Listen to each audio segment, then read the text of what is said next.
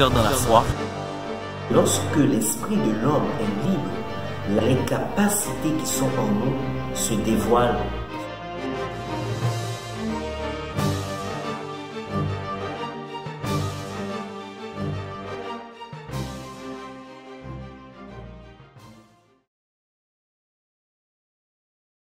Salut tout le monde, c'est encore votre serviteur Joël Bautista de retour avec une minute pour une parole.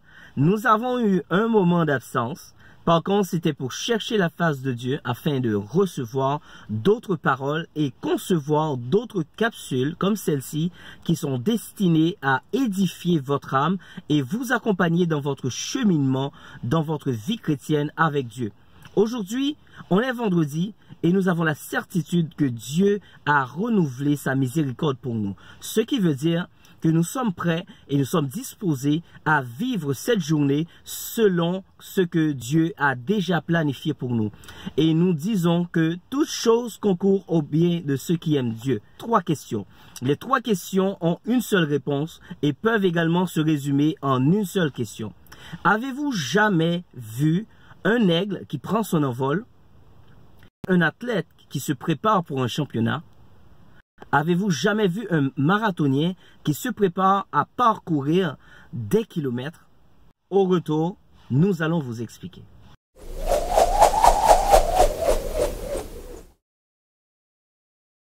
Nous sommes déjà de retour et j'invite le Saint-Esprit à prendre place parmi nous afin que vous compreniez les peu de mots qui vont être dits. Qu'est-ce que l'aigle, l'athlète, le marathonien ont tous en commun? Je vais vous dire. L'aigle peut survoler un espace pendant des heures sans se lasser juste pour chercher sa proie.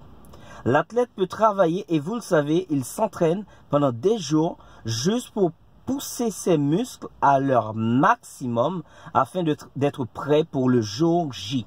Le marathonien, il parcourt des kilomètres juste pour s'entraîner. Mais il revient, il est fatigué, il retourne, il rencontre des difficultés, il retourne. Juste pour le grand jour. Vous et moi, nous avons un grand jour. Vous et moi, nous avons des situations de notre vie.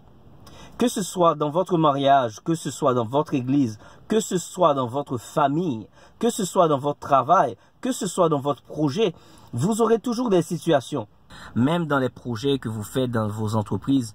Vous savez que Dieu est en train de vous préparer, Dieu est en train de travailler votre muscle. Ça ne veut pas dire que ce que vous êtes en train de vivre ne fait pas mal.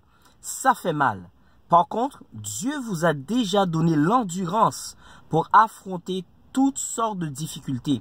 Dieu a déjà conditionné votre esprit pour que vous trouviez la solution. La solution, des fois, il faut le chercher dans un livre.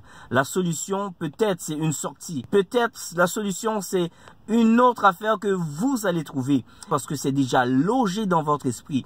Prenons l'exemple dans le mariage.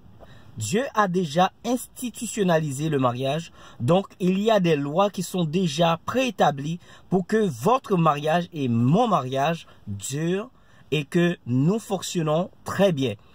Si vous rencontrez des difficultés dans votre mariage, vous avez déjà la parole de Dieu qui dit dans Matthieu 19, verset 6, que l'homme ne sépare pas ce que Dieu a joint. Donc, Dieu a déjà établi des barrières pour que vous ne franchissez pas. Et que si vraiment vous êtes chrétien, si vraiment l'Esprit de Dieu est en vous, vous allez affronter toutes sortes de difficultés qui vous pousserait à songer au divorce.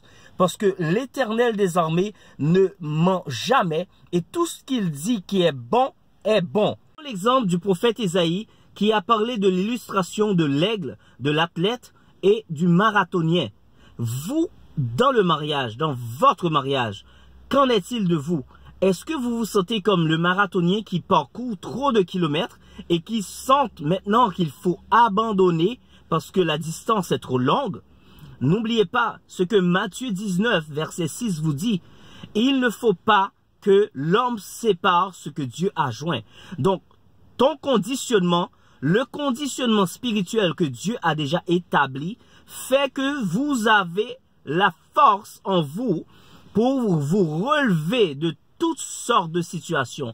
Personne ne peut vous aider vraiment à sortir dans le pétrin peut-être que vous êtes. Vous estimez que vous êtes dans un pétrin, mais l'Éternel dit que vous êtes dans une épreuve. Vous êtes en train de passer à travers une épreuve. Ne faites pas honte à la parole de Dieu, parce que Dieu vous fait confiance. Dieu a foi en vous. Vous n'avez pas seulement foi en Dieu, parce que Dieu est amour. Il croit que vous allez réussir. Donc, n'abandonnez pas la partie parce que la distance est longue. N'abandonnez pas votre entraînement parce que la fatigue est de la partie. Et n'abandonnez pas votre survol parce que vous ne voyez pas votre proie. Dieu a un projet de paix dans le nom de Jésus-Christ dans votre mariage. Et c'est ce que je vous transmets dans le nom de Jésus. N'oubliez pas ce verset. Ésaïe 40, verset 31. Renouvelle votre force en Dieu. Que le Saint-Esprit vous ouvre les yeux pour que vous compreniez quel chemin prendre, qu'est-ce que vous devez décider, comment vous devez affronter votre problème, quelle est la solution et quelle est la formule à votre situation. Et recevez la grâce du Seigneur, recevez le don, la faveur, un privilège que vous ne méritez pas, mais que le sang de Jésus-Christ a déjà planifié et tout vous a été réservé dans le nom de Jésus-Christ. C'était votre serviteur Joël Bautista. À la prochaine pour un autre épisode, 1 minute pour une parole. Avant de partir, n'oubliez pas, Dieu s'attend à ce que vous réussissiez cette épreuve. Quel que soit le type d'épreuve que vous êtes en train de traverser, Dieu a déjà conditionné dans votre esprit la solution. Et vous pouvez toujours renouveler votre force parce que ce combat n'est pas seulement votre combat, c'est le combat de Dieu. Soyez bénis. Bye bye.